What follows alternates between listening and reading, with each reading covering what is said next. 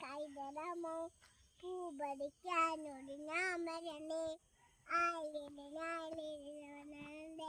മകനേ പിന്നാകുമോ ചിന്താമതേ പിന്നാകുമോ ഏബനാനെ എരിപ്പുതരമോ ഏബനെ കൈതരമോ പൂപടിക്കാനോട് നാമരണ്ടേ വരണ്ടേ മകനേ പിന്നാകുമോ ഉറങ്ങിയാ വാവ ഉറങ്ങിയാ നിന്റെ പാട്ടിട്ട് എന്നാ പൂമണി മാളിക കൊണ്ട് പാടിക്കൊടുക്ക അപ്പൊ ശരിക്കും ഉറങ്ങും.